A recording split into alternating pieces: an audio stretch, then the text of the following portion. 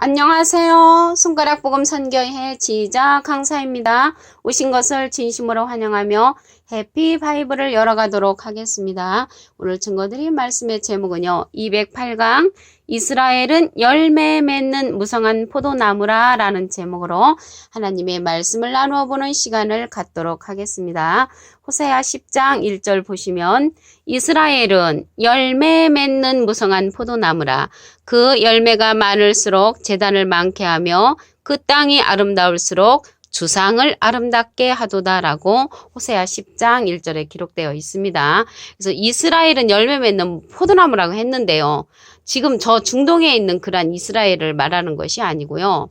여기에서 이스라엘은 하나님께서 다시 택한다고 하셨습니다. 이사야 41장 1절 보시면 여호와께서 야곱을 긍휼히 여기시며 이스라엘을 다시 택하여 자기 코트에 두시리니 나그네 된 자가 야곱 족속에게 가입되어 그들과 연합할 것이며 라고 기록되어 있습니다.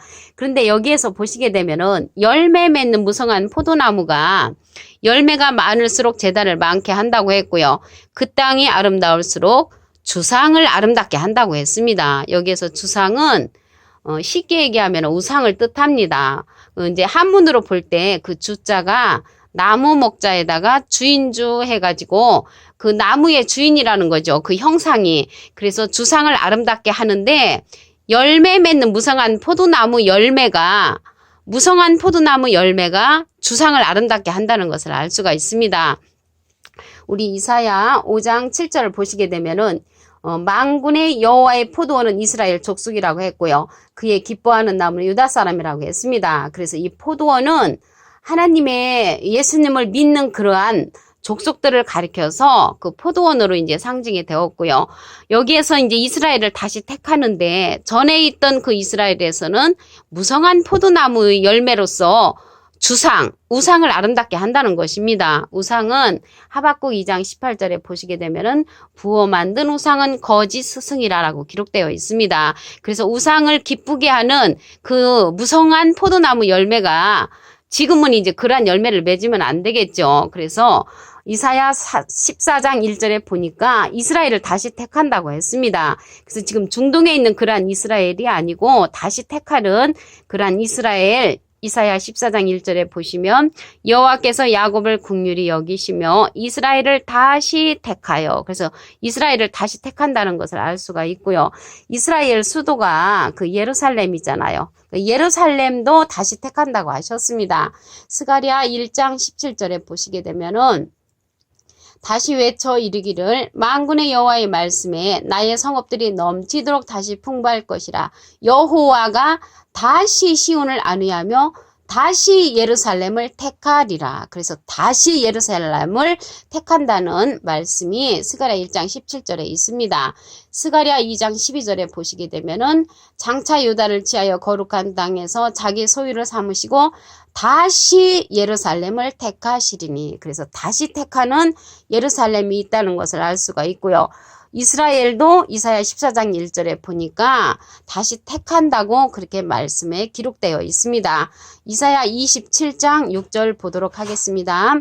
후일에는 야곱의 뿌리가 박히며 이스라엘의 움이 돋고 꽃이 필 것이라. 그들이 그 결실로 지면에 채우리로다 라고 기록되어 있습니다. 여기에서는 이제 후일이라겠잖아요. 후일. 그래서 후일에 야곱의 뿌리가 박히며 이스라엘의 움이 돋는다고 했습니다. 이스라엘의 움이 돋는 것은 다시 택하는 이스라엘에서 움이 돋는 것을 알 수가 있고요. 꽃이 피고 그들이 그 결실로 지면에 채운다고 했는데요. 지면에 결실로 채우는 그 포도나무 열매는 참포도나무 열매입니다. 예수님이 요한복음 15장 1절에 보시게 되면은 나는 참포도나무요 그렇게 말씀을 하셨죠. 그런데 오늘 우상을 아름답게 하는 그 포도나무는 무성한 포도나무의 열매라고 했습니다. 그런데 다시 택하는 그 이스라엘에서는 참 포도나무가 열매를 맺어서 후일, 이제 나중에 될 일이죠. 나중에는 이스라엘의 움이 돋고 그들이 이제 결실을 맺어가지고 지면을 채운다고 했습니다. 이렇게 지면을 채우는 그 결실은 다시 택하는 이스라엘에게서 이러한 결실이 나오는 줄로 믿습니다. 그 결실이 참포도나무 이제 열매가 되는 것이죠. 요한복음 15장 5절을 보시면 나는 포도나무요 너희는 가지니 저가 내 안에 내가 저 안에 있으면 이 사람은 과실을 많이 맺나니 나를 떠나서는 너희가 아무것도 할 수 없음이라. 그래서 과실을 많이 맺는데 이제 우리가 생각할 때는 우리 예수님이 오셔서 우리를 거둬주신다 이렇게 생각을 하는데 예수님이 오셔서 우리를 거둔다고 생각하는 그러한 포도는 참 포도나무가 아닙니다. 그들은 들포도를 맺힌 자들입니다. 요한복음 4장 36절에 보시게 되면은 거두는 자가 이미 삭도 받고 영생에 이르는 열매를 모으나니 이는 뿌리는 자와 거두는 자가 함께 즐거워하게 하려 함이니라. 여기서 뿌리는 자고 거두는 자가 나왔지요. 37절에 보시게 되면은 그런즉 한 사람이 심고 다른 사람이 거둔다는 말이 옳도다라고 했습니다. 그래서 뿌리는 자가 나오는데요. 뿌리는 자는 마태복음 13장 37절에 보시게 되면은 좋은 씨를 뿌리는 이는 인자요. 인자는 예수님을 상징을 하지요. 무슨 씨를 뿌리냐면 마가복음 4장 14절에 보시면 뿌리는 자는 말씀을 뿌리는 것이라. 그래서 한 사람이 뿌리는 자는 예수님이시고요. 거두는 자는 다른 사람이라고 했습니다.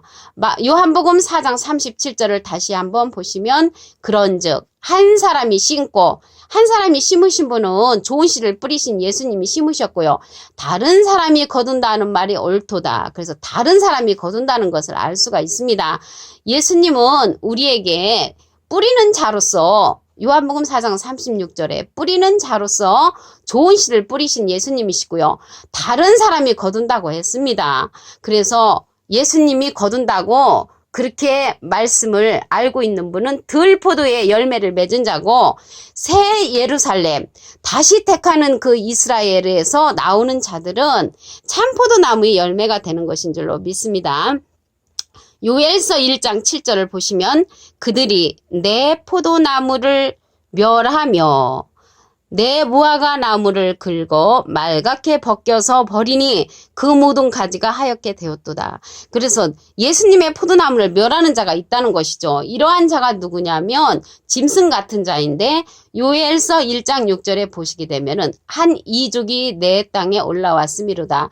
그들은 강하고 무수하며 그 이는 사자의 이 같고 그 어금니는 암사자의 어금니 같도다. 그래서 짐승 같은 자라는 것을 알 수가 있죠. 이해를 돕기 위해서 시편 22편 16절에 보시게 되면은 개들이 나를 에워쌌으며 악한 무리가 나를 둘러 내 수족을 찔렀나이다. 그래서 예수님을 수족을 찔른 자들은 그때 당시 사두개인, 바리새인, 장로들, 대제사장들이었죠. 그랬는데 여기에 말씀에 보니까 개들이 예수님을 에워쌌다고 했습니다. 그 개들은 악한 무리라는 것이죠. 악한 무리. 그래서 악한 무리, 짐승 같은 자가 예수님의 그 포도원을 멸했다는 것을 알 수가 있습니다. 요엘서 1장 6절에서부터 7절에 보시면 말씀이 기록되어 있습니다. 그래서 이러한 포도 송이를 이제 거두게 되죠.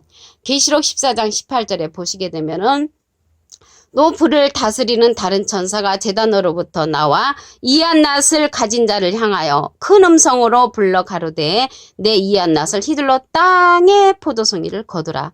그래서 포도송이를 거두라는 것입니다. 포도송이를 거두는데 아까 거두는 자가 예수님이 아니라고 요한복음 4장 36절부터 37절에 말씀을 드렸습니다. 천사가 낫을 땅에 휘둘러 땅에 포도를 거두어 하나님의 진노의 큰 포도주틀에 던짐에. 그래서 이 포도송이들, 들포도송이를 하나님의 진노의 큰 포도주틀에 던진다고 계시록 14장 18절에 기록되어 있습니다. 그래서 계시록 14장 20절에 보니까 성 밖에서 그 틀이 밟히니 틀에서 피가 나서 말굴레까지 닿았고 1600 스타디온에 퍼졌다고 했습니다. 여기에서 틀에서 그 포도주 틀에서 포도즙이 나와야 되는데 피가 났다고 했거든요. 그래서 포도즙이 아니고 사람의 피라는 것을 알 수가 있습니다. 그만큼 심판을 받는 포도송이와 같은 자가 많이 있다는 것을 알 수가 있습니다. 여기에서 1600 스타디온에 퍼졌다고 했는데요. 여기 스타디온은 이제 우리나라로 말을 하면 1m가 1스타디온입니다. 그래서 1600 스타디온에 퍼졌다고 했으니까 1600 스타디온 곱하기 185m 하면은 29만 6천 미터가 되는 거지요. 이거를 킬로미터로 환산을 하면은 296km까지 이 피가 퍼졌다는 거예요. 말굴레까지 닿았고, 말굴레라는 것은 그 주둥이 그 무렵까지 피가 그 정도로 많이 있을 정도로 포도송이를 심판받는 자가 많이 있다는 것을 말씀을 통하여 알 수가 있습니다. 참으로 마음이 아픈 일이죠. 아모스 3장 1절을 보겠습니다. 이스라엘 자손들아 여호와의 말씀을 들으라. 그래서 이스라엘 자손들아 여호와의 말씀을 들으라고 했습니다. 호세아 4장 1절에도 보시게 되면은 이스라엘 자손들아 여호와의 말씀을 들으라. 여호와께서 이 땅 거민과 쟁변하시나니 이 땅에는 진실도 없고 인애도 없고 하나님을 아는 지식도 없고라고 이렇게 한탄을 하셨습니다. 그래서 호세아 4장 6절에 보시게 되면은 내 백성이 지식이 없으므로 망한다고 했지요. 그래서 하나님을 아는 그 성경 지식인 줄로 믿습니다. 호세아 6장 6절에도 보시게 되면은 나는 인애를 원하고 제사를 원치 아니하며 번제보다 하나님을 아는 것을 원하신다고 하셨습니다. 요한복음 17장 3절에는 영생은 곧 유일하신 참 하나님과 그의 보내신 자 예수 그리스도를 아는 것이니이다. 그래서 하나님과 예수님을 무엇을 통해서 알겠습니까? 하나님의 생명의 말씀, 성경 말씀을 통해서 알게 되는 줄로 믿습니다. 시편 49편 20절에 보면은 존귀에 처하나 깨닫지 못하는 사람은 멸망하는 짐승 같도다. 존경스럽고 귀한 자리에 있어도 깨닫지 못하면은 멸망하는 짐승 같다고 말씀을 하셨습니다. 그래서 우리가 오늘요, 이스라엘은 열매 맺는 무성한 포도나무인데요. 무성한 포도나무에서는 주상을 아름답게 한다고 했습니다. 호세아 10장 1절을 다시 한번 보시면 이스라엘은 열매 맺는 무성한 포도나무라. 그 열매가 많을수록 재단을 많게 하며, 재단을 많게 한다는 것은 교회 수가 많아지는 거죠. 그 땅이 아름다울수록 주상을 아름답게 하도다. 우상을 아름답게 하는 것은 무성한 포도나무가 그렇게 한다는 것입니다. 지금의 이제 이스라엘이 아니라고 했습니다. 다시 택하는 이스라엘을 보시면 이사야 14장 1절에 여호와께서 야곱을 긍휼히 여기시며 이스라엘을 다시 택하여 자기 고토에 두신다고 했습니다. 다시 택하는 이스라엘이라는 것을 알 수가 있죠. 이스라엘의 수도가 예루살렘인데 예루살렘도 다시 택한다고 했습니다. 스가랴 1장 17절에 보시게 되면은 다시 외쳐 이르기를 만군의 여호와의 말씀에 나의 성읍들이 넘치도록 다시 풍부할 것이라. 여호와가 다시 시온을 안위하며 다시 예루살렘을 택하리라고 말씀을 했습니다. 예루살렘을 다시 택한다는 말씀은 스가랴 2장 12절에도 있습니다. 그래서 오늘 말씀에 보니까요, 이스라엘도 다시 택하고 또한 예루살렘도 다시 택한다는 것을 볼 때 다시 택하는 예루살렘을 통해서 하나님의 그 참포도나무의 열매가 나온다는 것을 알 수가 있습니다. 예수님은 생명의 참포도나무라고 요한복음 15장 1절에 기록되어 있고요.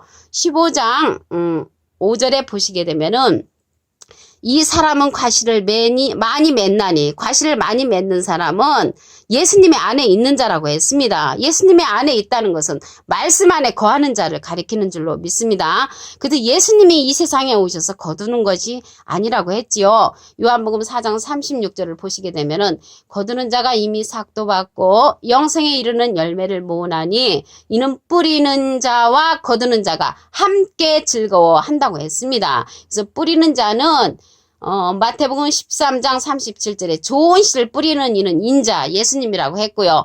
또한 뿌리는데 무슨 말씀을 뿌리냐면 뿌리는 것은 말씀을 뿌리는 것이라고 했습니다. 마가복음 4장 14절에. 그래서 예수님은 뿌리셨고 거두는 자가 다른 사람이라는 것을 알 수가 있습니다.